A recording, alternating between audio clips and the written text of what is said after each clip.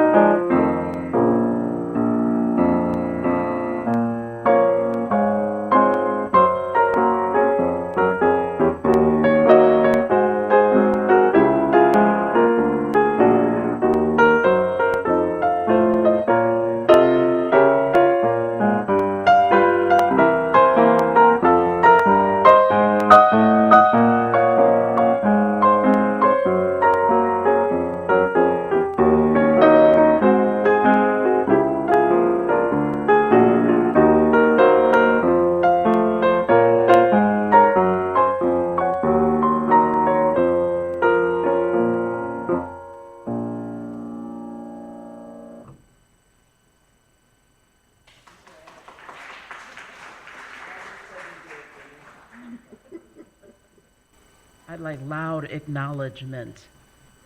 Okay, good morning.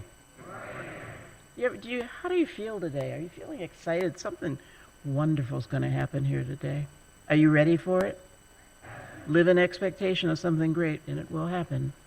Anyway, I am Linda Logan. I'm your pastoral associate this morning, and I welcome all of you to the Mountain Vista Unitarian Universalist family. Let us acknowledge that together we share the desert of what was, is, and always will be the home of Thauna'au Thumb and Yauki people. Did I say it right this time? Hopefully. Okay. We respect and honor their commitment to this place that we also call home. We are so happy that you have chosen to attend this morning here in person, at home by Zoom, and I think my daughter is watching for the first time. She's seeing me. So excited. I got so jealous of Robin being here for him all the time. So, yeah. Anyway, if you're at home by Zoom or later watching the recording, let's all connect to those present here, turning to our cameras and waving to those at home. Hi, Christy.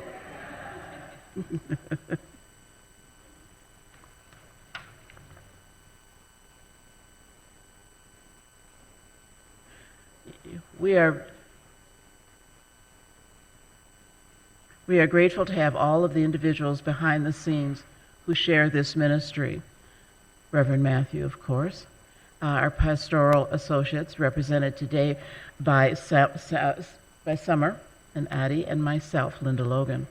Chris Tackett, our director of music, Joel Yelland, our song leader, our welcomers, the audiovisual team, Lee McMillie. Am I saying that right, Lee? McMillie, okay. Alex Stuckey, Ann and Chuck Tatum, Don Ovid, and those who so lovingly teach our children. I'm very excited about the content of this program here this morning. As it was coming together, I realized that it is an invitation to living life in a new way, giving us the opportunity to fill each day with the joy of being truly alive and present in every moment by seeing our common life experience of death as a guide to living a fuller, more peaceful, and loving life every day. To finally realize that we do not face life or death alone. We have each other. And now we're going to do our chalice lighting. As we gather in this sacred place, we light this chalice, a symbol of our shared journey through life and its mysteries. In the shadows of existence, we confront the great cosmic paradox, death, the greatest teacher. It reveals to us what truly matters. Unlike the haunting spiral downward of the raven, facing loss together, we are reminded that each moment is precious, a fleeting breath in the vastness of time. Let us reflect on the lessons of mortality. In acknowledging our shared fate, we dissolve the barriers that separate us. May we release our grudges, embrace our loved ones, and cherish the beauty of each encounter. Together, let us honor the wisdom that comes from living fully, unburdened by fear, open to the fullness of life. As we light this flame, may it inspire us to love boldly, to appreciate the fleeting moments, and to embrace the profound truth that in the face of death, we find our true selves.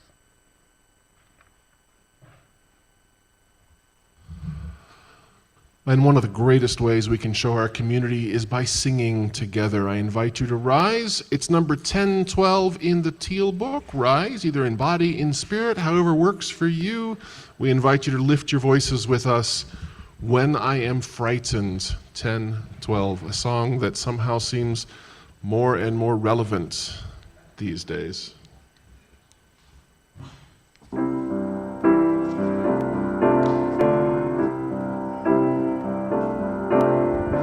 When I am frightened, will you reassure me?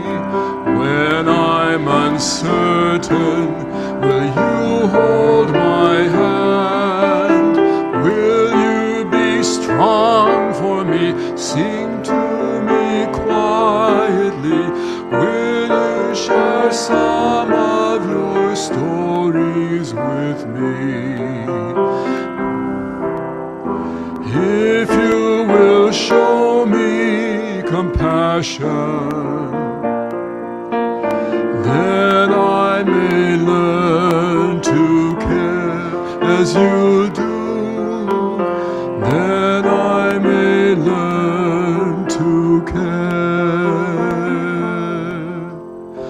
When I am angry, will you still embrace me?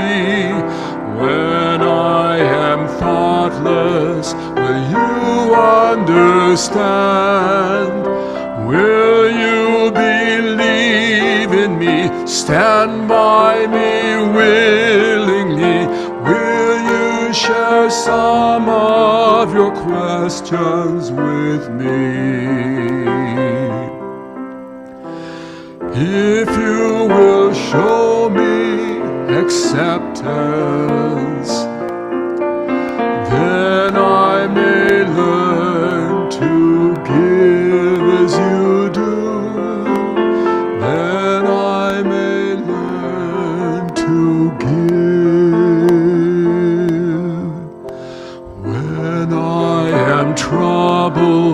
Will you listen to me when I am lonely?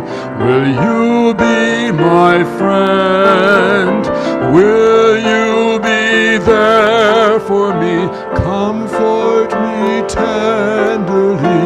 Will you share some of your feelings with me?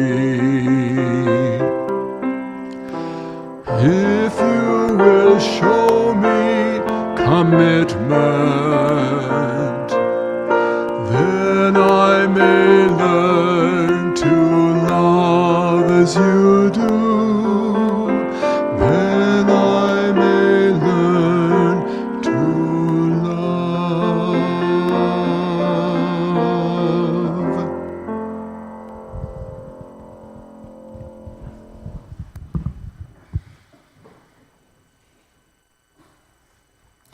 We gather here each week, and it is a good thing for us to do, isn't it? I really have enjoyed this seating arrangement so that we can see one another's faces, that we can wave across, have a wave come back, have the person behind us think the wave was for us, and then it just keeps going. It is a genuine blessing of community that we gather. And we bring so much with us. We bring great joys of beauty and kindness and freedom that we experience each and every day. A world of joy that brings us a renewed breath. Just breathe together. In joy and out. We also bring with us our experience of that ugliness and the cruelty. We bring with us loss, which is like a squeezing, tightening, forcing our breath out of us.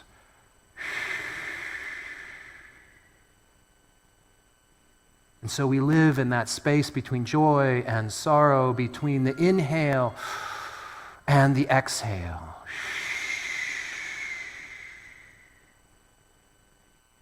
And as this community of care that just looks across and sees one another, we would celebrate together joy, just as we would comfort one another in all of the sorrows and all of the life that we experience in between. And so each week we collect ourselves, we bring together all that we have, and we pour out water that we have collected from Sonoran skies, from our travels across this globe, from our own homes. This is our community. And then we drop in stones. We drop in all of our joys, many, many stones. Even more than that, Sally.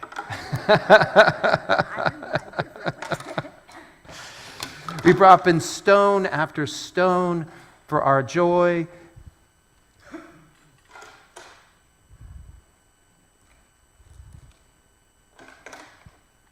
We drop in stones as well for our sorrows.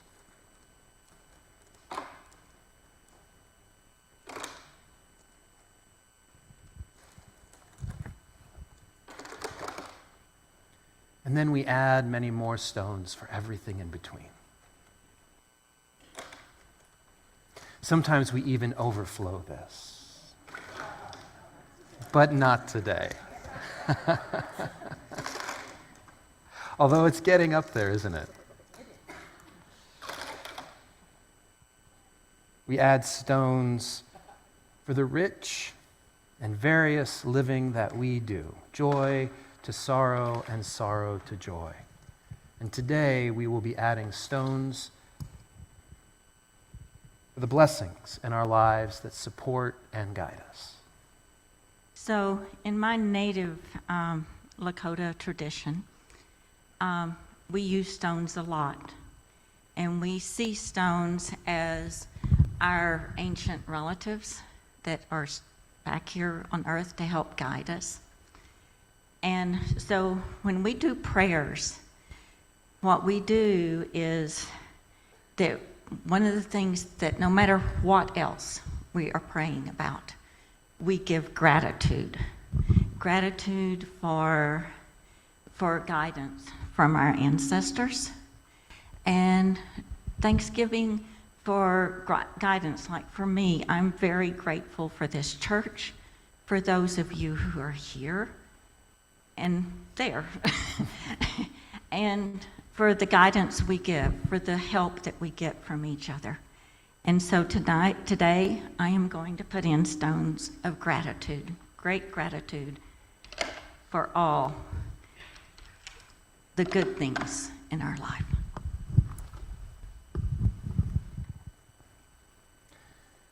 Like Sally, the members of our pastoral care team, they guide us.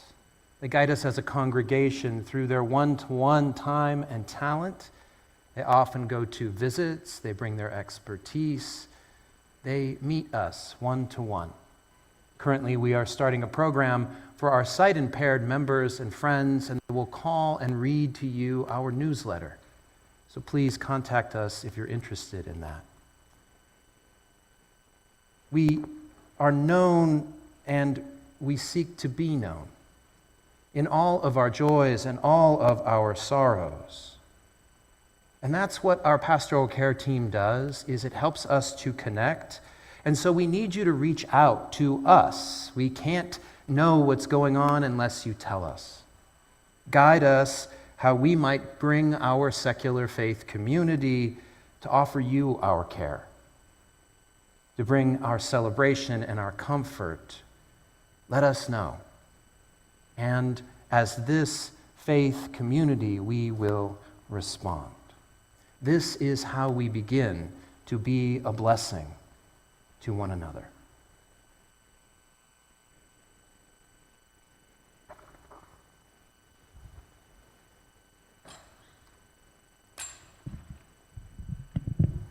Good morning, everyone. My name is Samar Adi, pastoral associate, practice associate here today. In an effort to make sure I don't cry, I didn't bring any tissues up here. Let's see how this works. No. My mother passed away 9 years ago tomorrow. A few weeks prior to the date, I start this timeline in my head of the events that led up to her death. A trip to Mount Lemon for a picnic, a movie we had gone to, we had to leave early because she had fallen. Her sharing with me after my father left to go back to work overseas, their tears at their goodbye, knowing it could be the last time. Her last visit to the hospital in Phoenix, where she was part of a clinical trial. I saw her the morning she was leaving.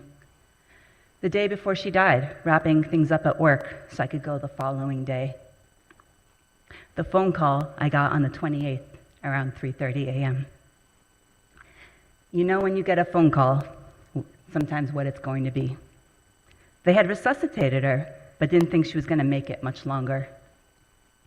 The frantic drive up there and getting the phone call when we were 10 minutes away that she had passed. My world shattering and reorganizing. I can remember some things in some very vivid details, and then some things I just don't remember at all. 9 years later, lots of time and work on processing, and also lots of time on ignoring it and trying to stuff it down. Things are starting to make sense again. Robert Niemeyer, a clinical psychologist at the University of Memphis and renowned grief researcher, writes, "A central process in grieving is the attempt to reaffirm or reconstruct a world of meaning that has been challenged by loss."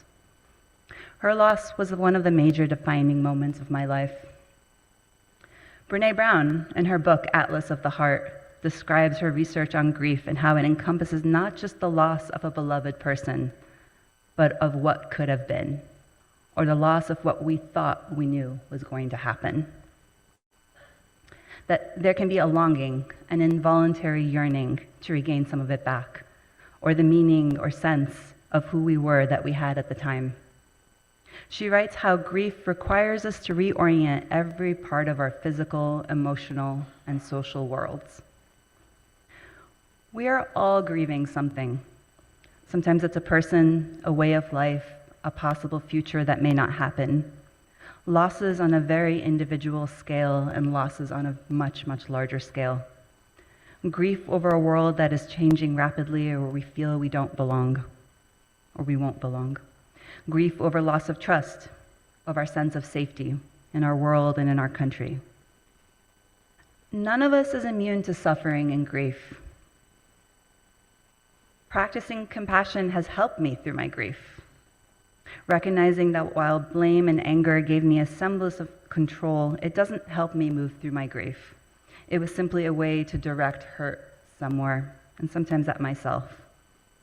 Pema Chodron, in her book, The Places That Scare You, writes, "Only when we know of our own darkness, well, can we be present with the darkness of others. Compassion becomes real when we recognize our shared humanity." I practice compassion towards myself for the ways I showed up very, very imperfectly. I practice compassion towards others who may be doing their best as they know it, even if I don't agree with them. I have become more honest with myself about myself, which is sometimes not very pleasant. I recognize that even with differences, we may share similar losses and can connect on those levels. I have heard many stories about losing a parent, a child, a partner, a loved one, and have held space for those stories. I have had space held for me in my losses. My mother had grief around being an immigrant. Every year I read through her writings and hear the joy and sense of community she felt as a child and as a teenager. The country she grew up with no longer existed, a situation familiar to many immigrants and refugees. She found meaning in the life she created here and the choices she made. In one of her last letters, she wrote, "I grieve for the land of my birth and for where we came from, but it was right to leave. We all wanted safety for you kids." She found meaning here and held on to, as she worked through her grief, she also held on to the joy and sense of joy and meaning that she created in her life here. I hope we all continue to find meaning and shared humanity amidst our struggles. Thank you.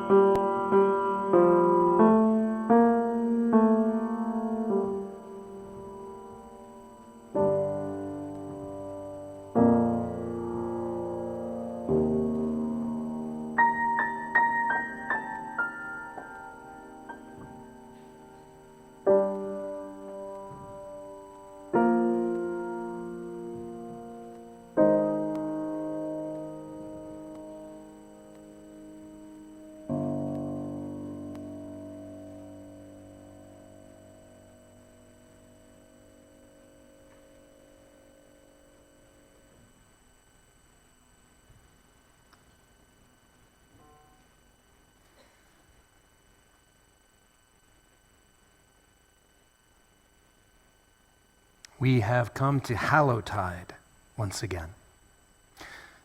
Hallowtide are days of celebration, some with costumes and candy, and others with ofrendas and processions, as we feel the comfort in the closeness of our beloved ancestors. I almost missed it this year. I don't know about you, but I feel like I've been pretty distracted with our world and its turmoil. I would have missed it if it were not for my annual practice of rereading Edgar Allen Poe's The Raven and remembering never, never grieve alone. The Raven was published by Poe in 1845 to enormous success. It was treasured for its melodious poetry, its mythical references, and its supernatural and a little bit spooky bent. Critics, however, panned it as a ghost story that wouldn't frighten a child. Poe, not a man of any particular faith, gathered the attention of our notable Unitarian ancestors of that period. And so it was that the brilliant Margaret Fuller, in a full review of all of his works, praised The Raven. It is, in its own way, a rare and finished specimen. While Ralph Waldo Emerson wrote, "I see nothing in it." Unlike Poe's other works, engulfed in mystery and the macabre, The Raven is a tale of grief and loss gone wrong.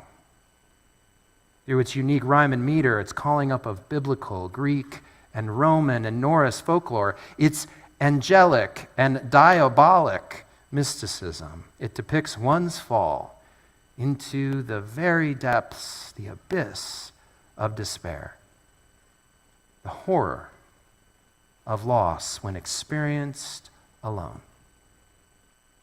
In this grim shadow, The Raven becomes a cautionary tale. Don't do it this way.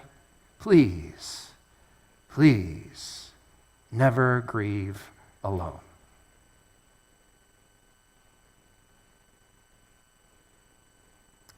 Through his writing, Poe expressed all of his emotions of loss, feelings that, due to his disposition and perhaps the depression that his family and friends reported, he bore alone by himself. And so The Raven is the impact of his own life into words and into ours, of loss and isolation. In my reading this year, I hear Poe posing questions like we have sung that linger like specters waiting to be answered. When I spiral into that abyss of loss, will you be there for me? Will anyone? When I am troubled, will anyone listen? When I am lonely, who will be my friend?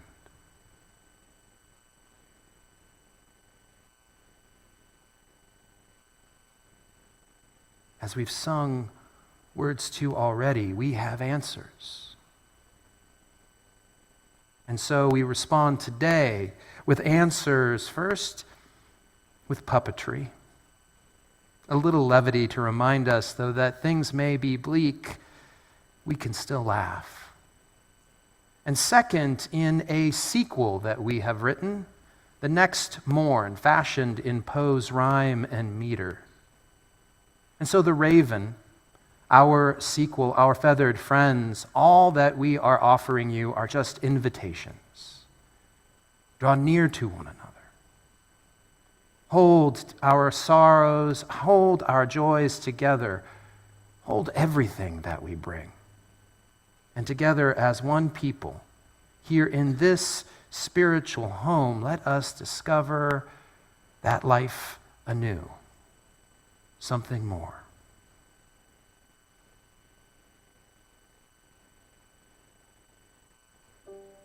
Once, upon a midnight dreary, while I pondered weak and weary over many a quaint and curious volume of forgotten lore,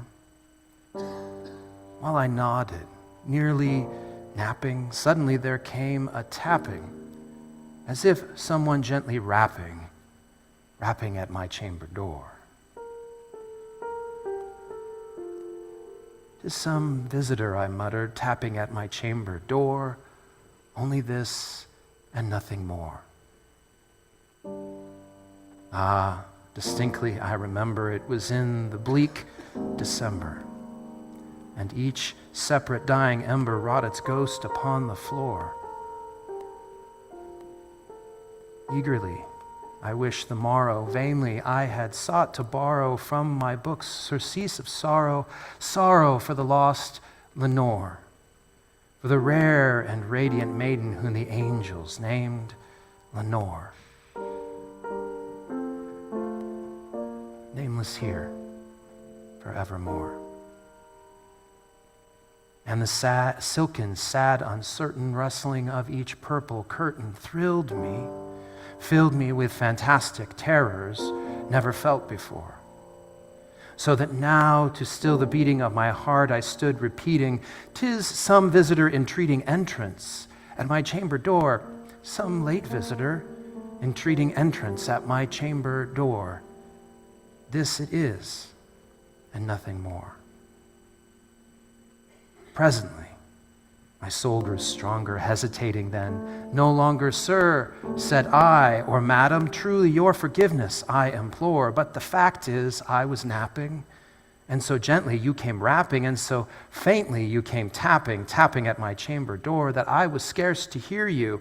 And here I opened wide the door, and darkness there, and nothing more." Deep into that darkness peering, long I stood there, wondering, fearing, doubting dreaming dreams no mortal ever dared to dream before. But the silence was unbroken, and the stillness gave no token, and the only word there spoken was the whispered word, "Lenore?" This I whispered, and an echo murmured back the word, "Lenore." Merely this and nothing more. Back into the chamber turning, all my soul within me burning. Soon again I heard a tapping somewhat louder than before. "Surely," said I, "surely that is something at my window lattice. Let me see then what thereat is, and this mystery explore. Let my heart be still a moment, and this mystery explore. 'Tis the wind and nothing more." Open here I flung the shutter, when with many flirt and flutter in there stepped a stately raven of the saintly days of yore. Not the least obeisance made he, not a minute stopped or stayed he, but with mien of lord or lady, perched above my chamber door, perched upon the bust of Pallas just above my chamber door, perched and sat, and nothing more. Then this ebony bird beguiling my sad fancy into smiling, by the grave and stern decorum of the countenance it wore, "Though thy crest be shorn and shaven, thou," I said, "art sure no craven, ghastly, grim, and ancient raven, wandering from the nightly shore. Tell me what thy lordly name is on the night's Plutonian shore." And quoth the raven, "Nevermore." Much I marveled this ungainly fowl to hear discourse so plainly, though its answer little meaning, little relevancy bore, for we cannot help agreeing that no living human being has yet ever blessed with seeing bird above his chamber door, bird or beast upon the sculptor bust above his chamber door, with such a name as Nevermore. But the raven, sitting lonely on that placid bust, spoke only that one word, as if his soul in that one word he did outpour. Nothing further than he uttered, not a feather than he fluttered, till I scarcely more than muttered, well, other friends have flown before, on the morrow he will leave me, and my hopes have flown before. Then the bird said, nevermore. Startled at the stillness broken by reply so aptly spoken. Doubtless, said I, what it utters is its only stock and store, caught from some unhappy master, whom unmerciful disaster followed fast and followed faster, till his songs one burden bore, till the dirges of his hope that melancholy burden bore of never, nevermore. Then upon the velvet sinking, I betook myself to linking fancy unto fancy, thinking that this ominous bird of yore, what this grim, ungainly, ghast and gaunt and ominous bird of yore meant in croaking nevermore. And this I sat engaged in guessing, yet no syllable expressing to the fowl whose fiery eyes now burned into my bosom's core.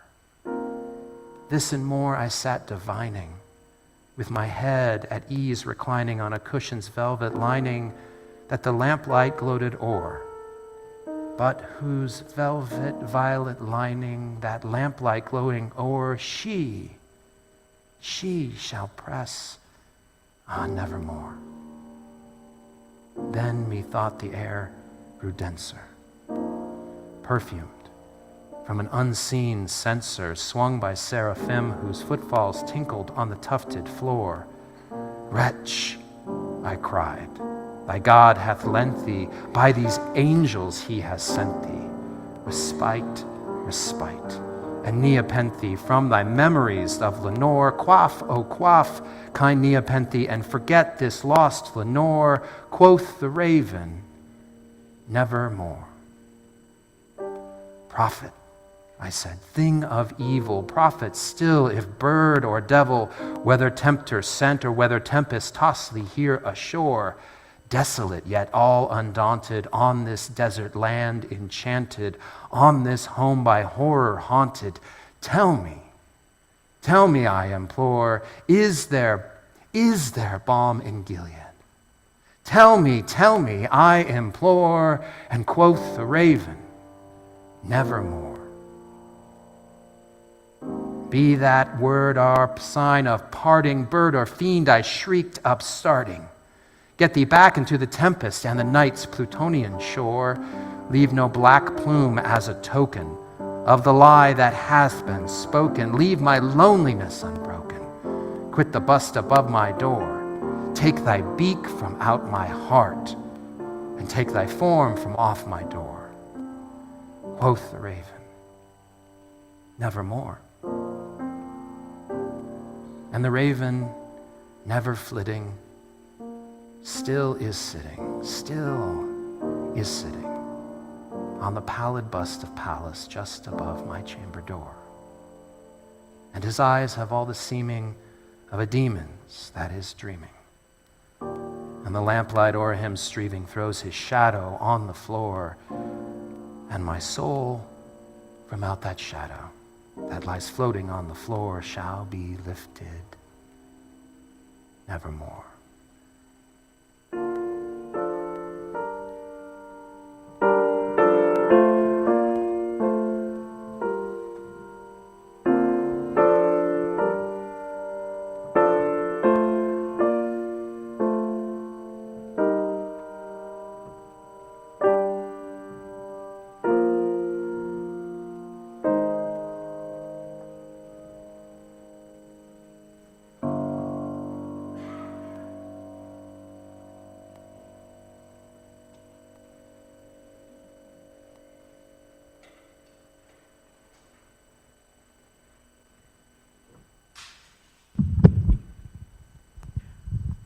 Upon the morn, with heart still aching, from the shadows quiet breaking, I awoke, the weight of sorrow heavy as the night before.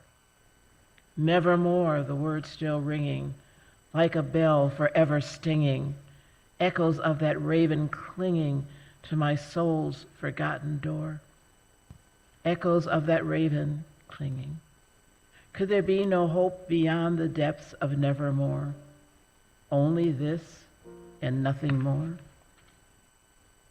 Yet as I stirred, a sound much lighter filled my room and made it brighter, as the air itself was dancing soft upon my chamber floor. Startled I sat up, beholding through the window wings unfolding, a brilliant blue, a sight so bold, it chased the sadness I had bore. There a bird of heavenly hue had entered through yonder door. Perched she high, and nothing more. Gone the raven's grave demeanor, in its place a spirit keener, filled with life, its song much sweeter than the dread of the night before. Who are you, I cried, heart pounding, joy in every note resounding. What bright hope are you now sounding through this melancholy door? Quoth the bluebird. Something more. Something more, I asked? Perplexed, no cryptic word, no curse to vex? Was there then a brighter text that fate had planned for me in store? The bluebird fluttered, lightly hopping, every now and then soft talking, with a voice that kept on knocking, gentle at my spirit's core. Yes, dear friend, I cooed, no gloom shall linger evermore. There is joy and something more. Stunned, I rose and felt the lifting, every cloud and shadow shifting, as the bluebird still uplifting, perched atop my chamber door. Yesterday brought loss's toll. Today I seek to make you whole. Grief, though sharp, shall take no hold if joy can flourish in its store.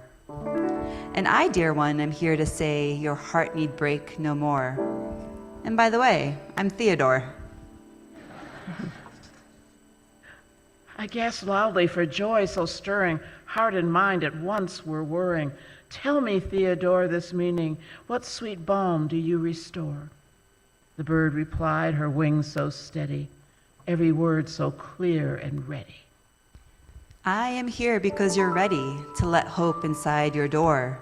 The raven spoke of loss unchained. I speak of something more. I bring love forevermore. No cryptic curse, no darkness tethered, just a song with hope that weathered all the night's forlorn despair, which gripped my heart the night before.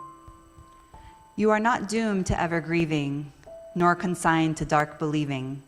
For my song is never leaving, joy is knocking at your door. Quoth me the bluebird, evermore. Thus we sat, the morning glowing, every moment softly flowing, and my heart no longer knowing sorrow like it had before. In its place there grew a wonder, like a springtime's gentle thunder, rolling joy that tore asunder every doubt within my core. And so Theodore remained, her song within me evermore, filling life forevermore.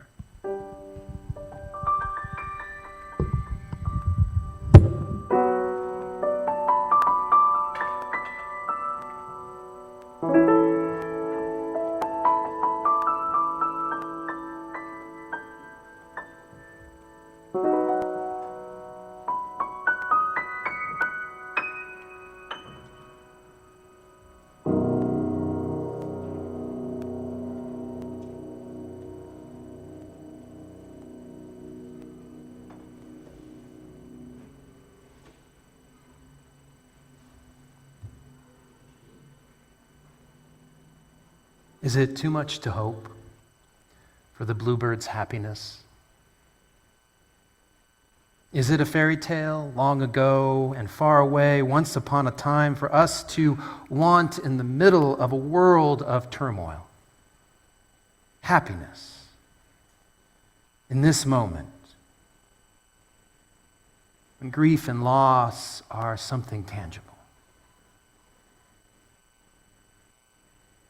It's the very question that Ursula K. Le Guin, American speculative fiction writer, floats for us to ponder in her Hugo Award-winning short story, The Ones Who Walk Away from O'Malley's. Le Guin has blessed us with 60 years of work.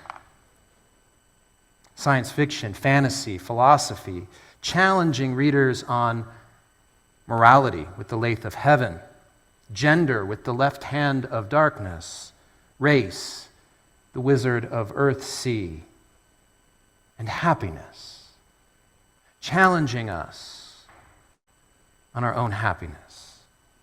In her short story, the people of this grand and beautiful city are happy. Theirs is such a happiness that it cannot be believed. And so, as the narrator, she tries over and over again to get the reader to understand and believe that such happiness is possible. They were not simple folk, you see, though they were happy. They were not complex, less complex than us, she explains. The trouble is, she cautions, is that we have a bad habit of considering happiness as something rather stupid. Could that be true? Could that be true of us? Speculative fiction is the art of imagining what could be in our world well beyond a story. And so could it be that in the midst of our lives, in the turmoil that we face day to day, that we diminish happiness, that we think it's something silly? Have we come to a point as a society, as a people, as individuals, that, as she writes, views only pain as intellectual, only evil as interesting?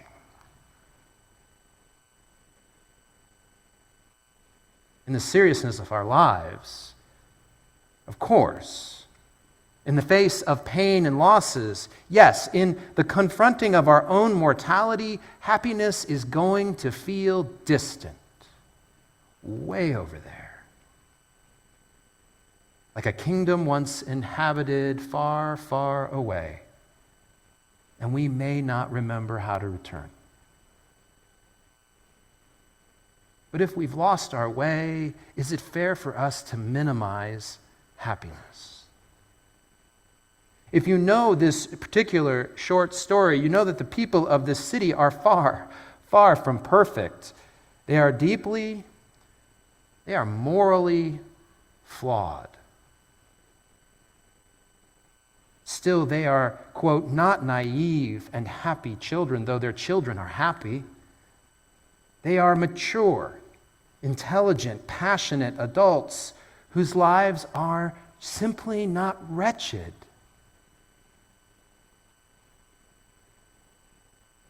They held death and fear among them. They knew disgust and shame, and they were still happy. It does seem like a fairy tale, doesn't it? Almost too good to be true. And yet, why can't it be true? Why can't it be true if this happiness is not something simplistic or silly, but instead, it's complex, it's real, and it's held right here in this circle and other circles as well. It's not simple or stupid. It's not a fairy tale or a short story. It's not even a poetic bluebird and a puppet can provide, although these are necessary reminders to us. As a people together, these fictions, they charge us, they challenge us to find that complexity that holds grief, holds sorrow, as the flip side to happiness and joy. You cannot have one without the other.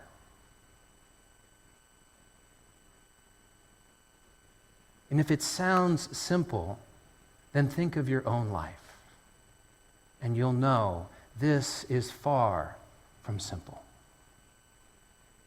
It is a wholeness of humanity. And it affirms happiness not in spite of loss, but through them. Ponder that just for a moment.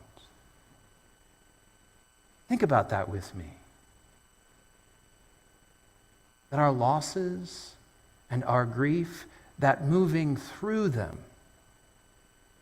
brings us more of our humanity, brings us more of our understanding of the two sides of the coin. Breathe that in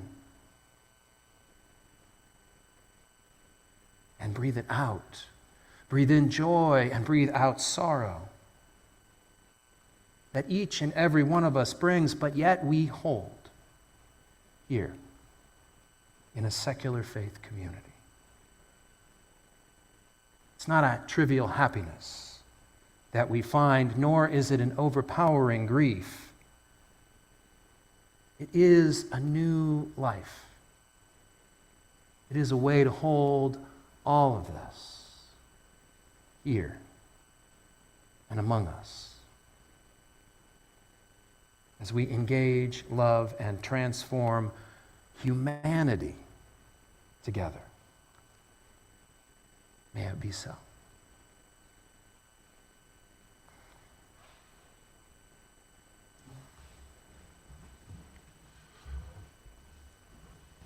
We have an interesting song for you. It's a lovely piece called The Bluebird of Happiness. Words are by Edward Heyman, who was an active lyricist in the 30s and 40s. And the music is by a fellow named Sandor Harmati, and I have no idea who he is. I could find next to nothing about him, except that this song was written for Jan Pearce, who was a famous tenor soloist. He was, at the time of this writing, the featured soloist for the incredible stage shows staged at Radio City Music Hall in New York City. So this is of an earlier era. This is 1934, and it's written for a grand operatic soloist singing in a non-operatic setting. So we've let Joel off the leash a little bit. Once we get past the verse, the words will be on the screen. You are welcome to sing along with us. Jan Pearce went on to have a very successful and lovely career and among other places, the Metropolitan Opera. Plus, he recorded an awful lot, including this song at least 3 times that I could find. This is The Bluebird of Happiness.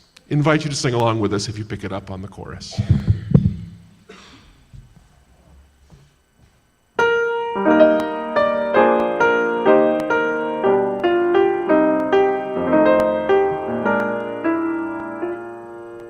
The beggar man and the mighty king are only different in name, for they are treated just the same by fate.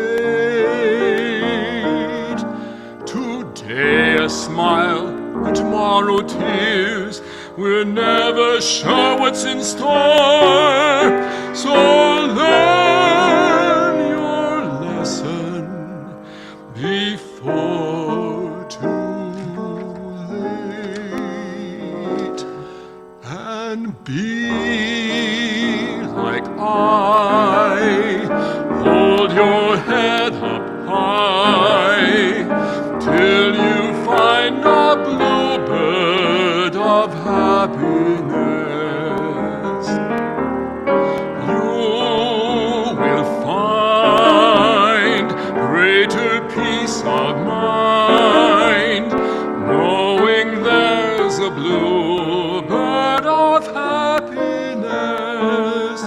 And when he sings to you, though you're deep in blue, you will see a ray of light creep through, and so remember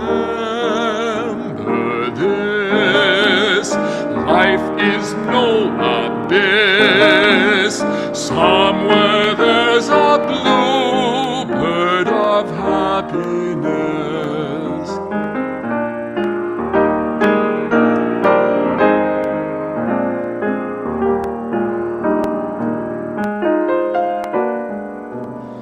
Life is sweet, tender and complete when you find a bluebird of happiness. You will find perfect peace of mind, knowing one the bluebird of happiness. Two hearts that beat as one, 'neath a newfound sun. We are in a world that's just begun, and you must sing his song as you go along. When you find the bluebird of happiness.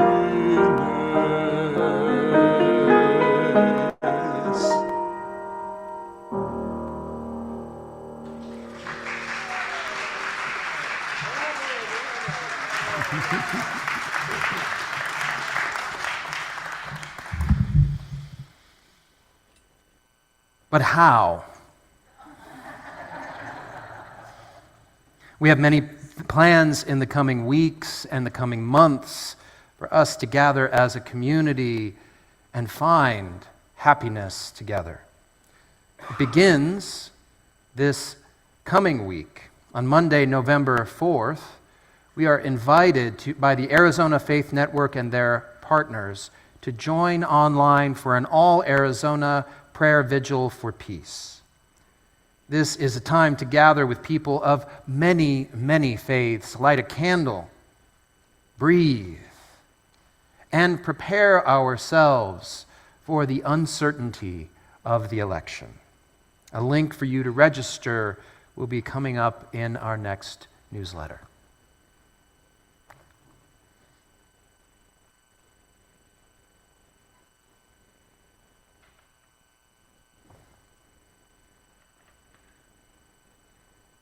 That was a good segue to my announcement. And there's a slide that goes with it, which I don't see.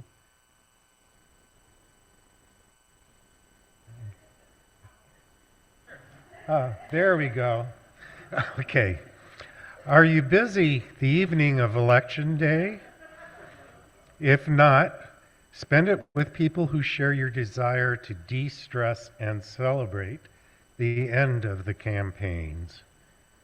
You can watch the early returns with others. By the way, 47 people have already signed up for this event, so you know there will be others.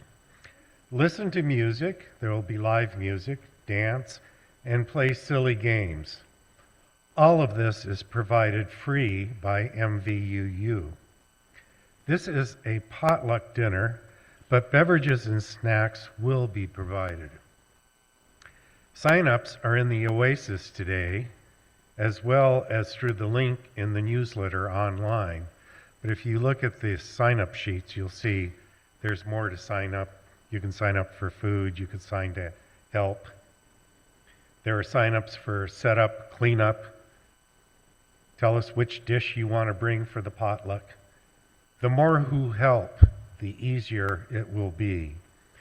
And by the way, if you have leftover Halloween candy, bring it, either on the Sunday before the election or to the party itself. This way, you won't have to finish it off all by yourself in the privacy of your own home.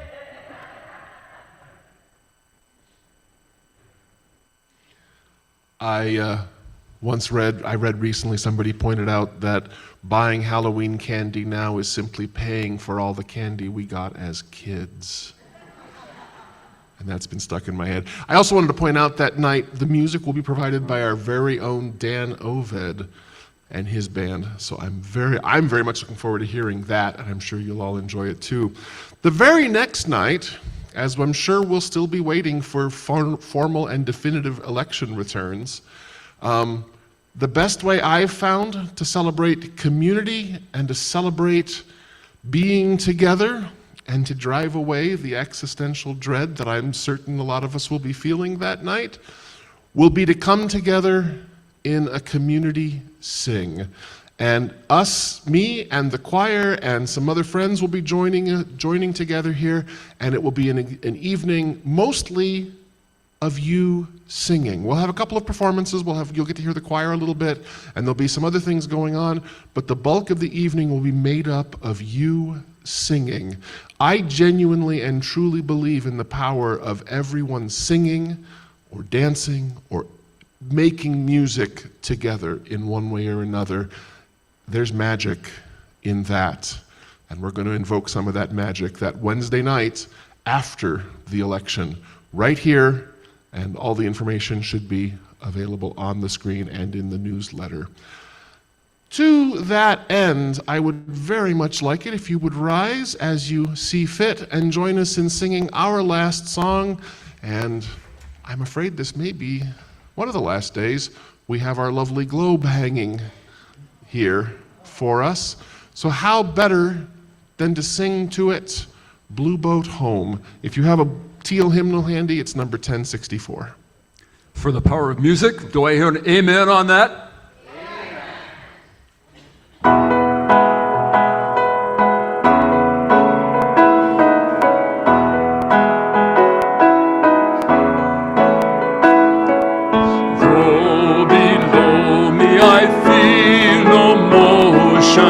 Standing on these mountains and plains, far away from the rolling ocean, still my dry land heart can say, I've been sailing all my life now, never harbor nor port have I known, the wide universe is the ocean I travel, and the earth is my blue boat home.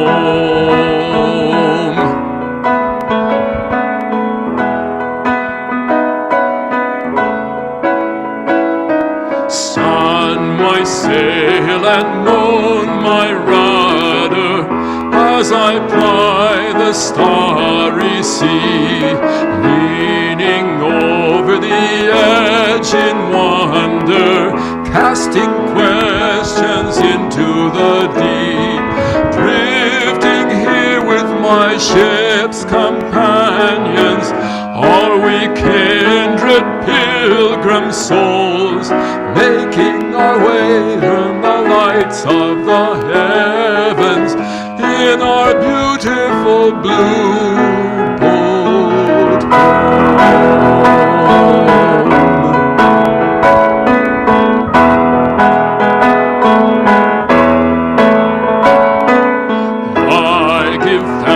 To the waves upholding me, hail the great winds urging me on, greeting the inland sea before me, sing the sky my sailor's song.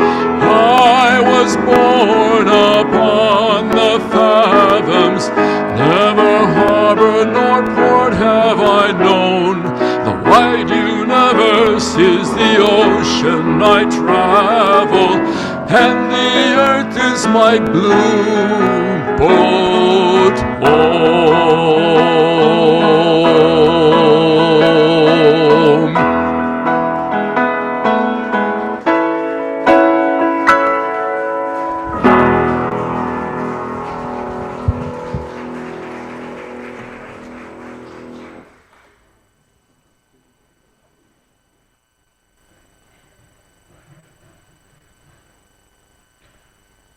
Our theme for our church year is Don't Fear the Future.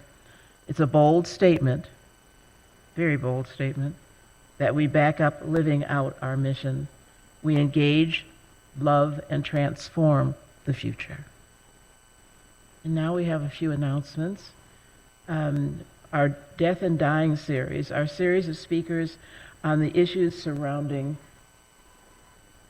death and dying, conclude this Thursday here at 10:30 a.m. This series has been a great success due to Betty's vision and planning. Thank you, Betty. With the exception of last Thursday, which didn't record due to Zoom failing, you can watch all the presentations on your YouTube channel. On Saturday, November 3rd. Sunday. Oh, every day is Saturday to me since I don't work. On Sunday, November 3rd, we will be joining the anticipated 100,000 Sonorans for the 35th annual All Souls procession. Our participation in this 2-mile walk honors those who have passed and how we live with them still. Sally and Dawn will be leading us. They will be out on the patio again this morning to share. No, they're going to have a meeting. Where's that meeting you wrote down? Wait a minute. Okay, in the Mesquite Room, following the service, after the services, to discuss logistics.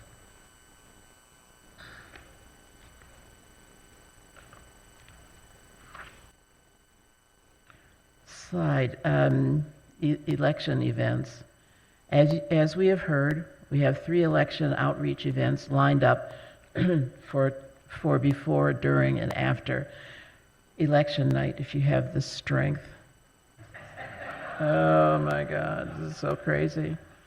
The Interfaith Prayer Vigil online on Monday, November 4th, led by Arizona Faith Network.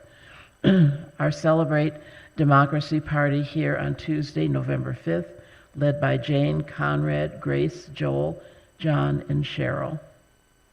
The next night, again, if you have the strength, Wednesday, November 6th, we celebrate community here, led by Chris and our choir, as he mentioned.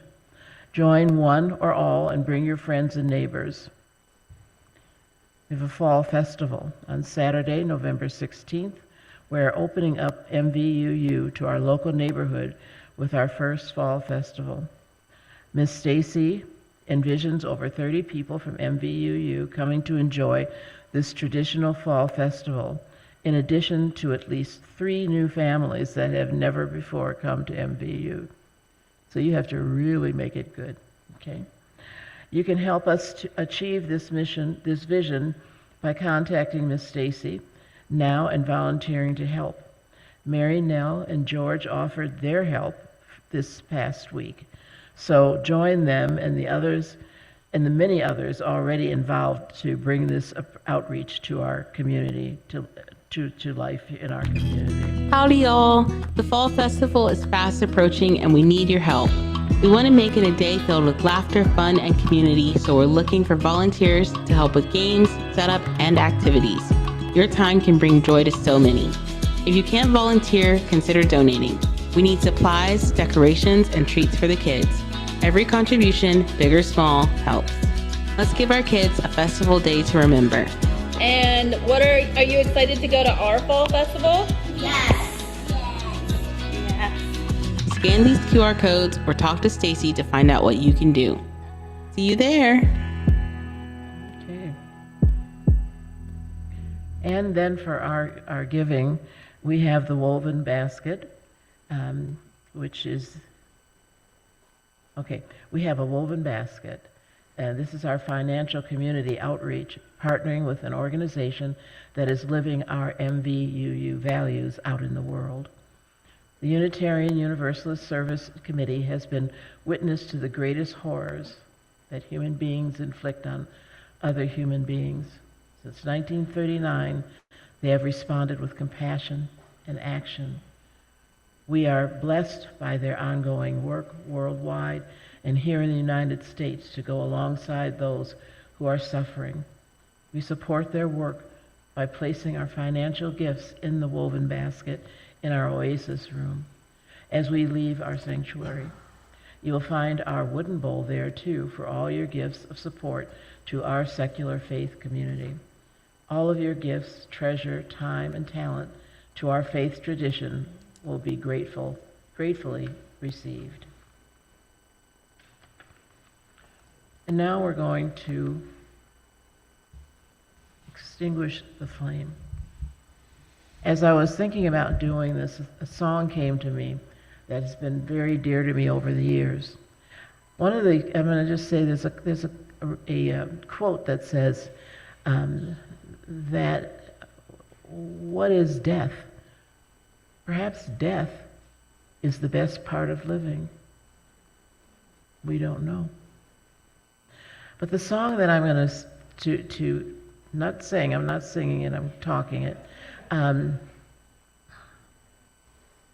It makes me know that what we have to do, rather than fearing death, we need to be filling our lives completely with wonderful, wonderful things, so that you hardly know the difference between life and death, because you'll just flow into it perfectly. And this is a song called Last Song by Daniel Nahmad, who I had loved for years and then stopped playing his music. So I'm just going to read this and make sure that you understand that there are things you can do to live more fully than perhaps you have been. Maybe you're already doing it. But it's called Last Song. And it says, if this is my last song, if this is my final day, if tomorrow I'll be gone, what do I want to say? If this is my last song, if it is my time to go, when my body has moved on, what will I have to show? Oh, fortune and fame, they scatter to the wind. The things that make a name just don't matter in the end. Is the world, because of my efforts, a little more peaceful? The oceans and sky a little bit more blue? Is humankind a little bit wiser about the good that we can do? Does the sun shine a little bit brighter where before there was only rain? If so, then I'm glad I came.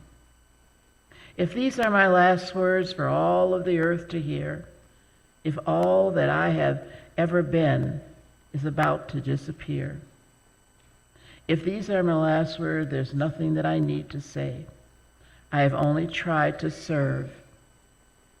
It's never been about talking anyway. If this is my last song, let me sing it loud and clear.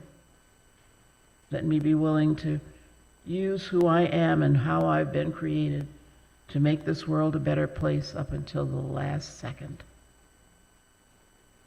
There is no death, there is only continuation of life. We know that. And allow yourself now to, I'm just going to say this. You talked about the loss of your mother and how difficult that is. Well, we've done that too. But you've gone on with your life. And you have these joyful, wonderful children that you've been able to help through all of this.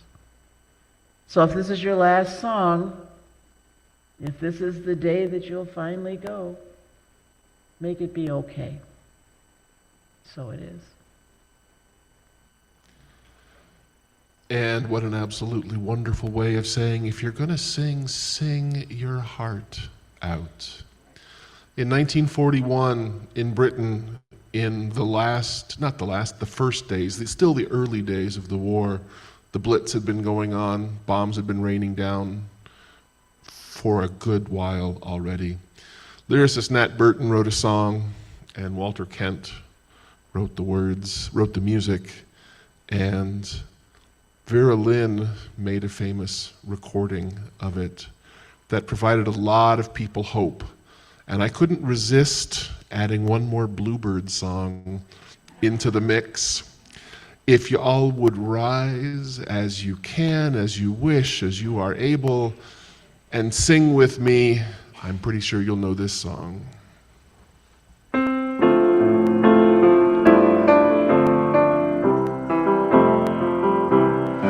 There'll be bluebirds over the white cliffs of Dover tomorrow, just you wait and see.